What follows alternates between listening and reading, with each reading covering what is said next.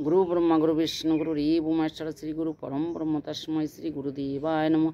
ओम अज्ञानं तिमिरान्धस्य ज्ञानाञ्जनं शलाकया चक्षुरुरमृताञ्जनं तस्मै श्री गुरुदेवाय नमः। मुखं करोति वाचालं पङ्गुं लङ्घयति गिरिजात्कृपतमहं वन्दे परमानन्द माधव। এই ভাগবত কথা এমন পঙ্গু গিরি লঙ্ঘন করতে পারে, যেটা সম্ভব না সেটাও সম্ভব হয় এই ভাগবতী কথায়। ভগবান আমাদের বাঁচায় দিতে পারেন। আমাদের যদি মৃত্যুর সময় এসে যায়, সেটা থেকেও ভগবান বাঁচাতে পারবেন না, কারণ মৃত্যুর সময়টা আমাদের নির্ধারিত থাকেন। কিন্তু যদি ভগবানের হাতে কিছু থাকে তাহলে সেটা দিয়ে বাঁচিয়ে দিতে পারবেন। আমাদের জন্মের আগের থেকে আমাদের মৃত্যুটা নির্ধারিত হয়ে যায়। রাধারানী কৃপা করলে আমাদের অসুস্থ হলে সুস্থ করে দিতে পারেন, কিন্তু মৃত্যুর টাইমটা নির্ধারিত, ওটা অবধারিত। যখনই টাইম হবে তখনই আমাদের চলে যেতে হবে।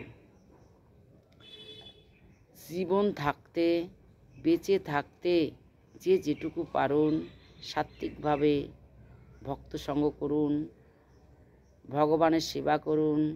ভগবান হাত দিয়েছে, পা দিয়েছে, চোখ দিয়েছে, কান দিয়েছে, মুখ দিয়েছে, এই ইন্দ্রিয়গুলো দিয়ে করুন।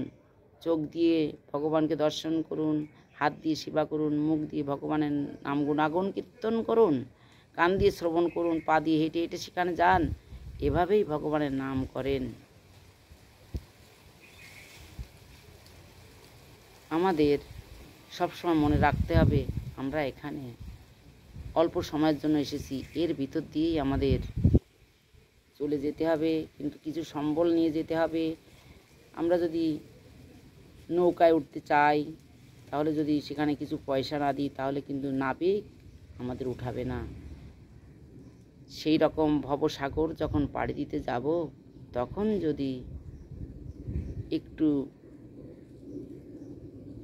ভগবতী জ্ঞান, বিবেক,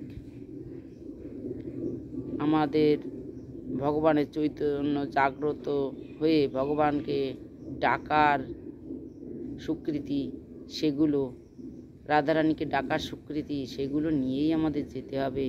ওগুলো যদি না করে যাই, যার দিন খালি হাতেই যাব। আর খালি হাতে গেলে কিন্তু আর নদী পার করবেন না। চিন্তা করতে হবে, আমরা যে যে কাজই করি তার ভিতর দিয়ে ভগবানের কাজ করি। আমরা কিন্তু ভগবানের নিত্য দাস। সবসময়ের জন্য ভগবানের সেবা করতে হবে। মনে করলাম আজ ভালো লাগছে না, থাক না।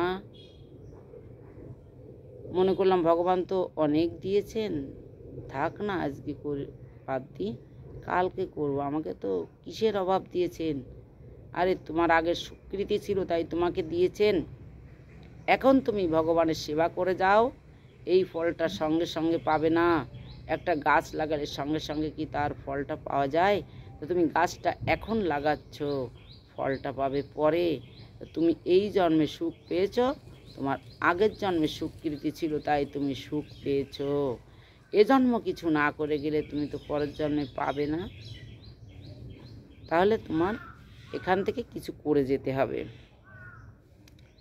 এখানে যদি কাউকে যদি অন্ন না দেওয়া হয়, ভিক্ষা না দেওয়া হয়, তাহলে আমরা ওই পারে যেয়ে কিন্তু কোনো অন্ন পাবো না, ভিক্ষা পাবো না।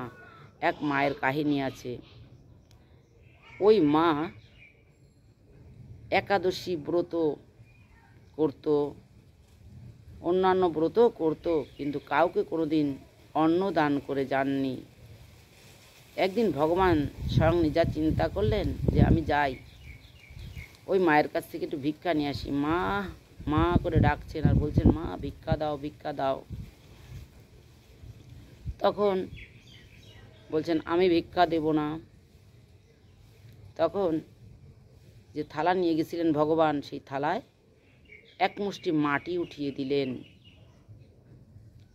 ভগবান ফিরে গেলেন আর চিন্তা করলেন, আমি তোমার জন্য চেষ্টা করেছি, তুমি আমার জন্য যে কৃচ্ছ সাধন চেষ্টা করছো করার, এত কঠোরভাবে তপস্যা করছো, এত কঠোরভাবে আমার ধ্যান করছো, আমাকে ডাকছো, উপোস করছো, কিন্তু আমি তোমাকে চেষ্টা করলাম তোমাকে অন্ন পাওয়ার জন্য। আমি এর জন্যই তোমার দরজায় ভিক্ষা করতে এসেছিলাম, তুমি ভিক্ষা দিলে না। ভগবান মনে মনে ব্যথা পেয়ে চলে গেলেন। ভক্ত তো, তাই তাকে তো আর কিছু বলা যায় না। এই মা কিছুদিন পরে দেহ রেখেছেন, দেহ রেখে স্বর্গে গেছেন। তখন তার ঘর দিয়েছে ভগবান তার জন্য, কিন্তু সেখানে অন্ন দেননি। তিনি বলেন, আমাকে অন্ন দেওয়া হয়নি কেন, শুধু ঘর দেওয়া হয়েছে।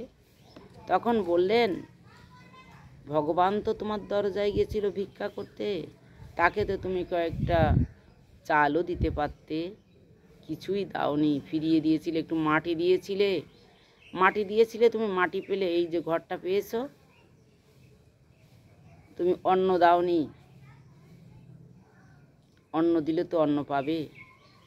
তুমি স্বর্গে এসেছো, এই যে স্বর্গের যে দেবদেবীরা তোমাকে দেখতে আসছে, তুমি দরজা বন্ধ করে বসে থাকো, বলো আমাকে যদি তোমরা একটু পূর্ণ ফল দাও যাতে আমি অন্ন পাই, তাহলে দরজা খুলবো, না হলে দরজা খুলবো না।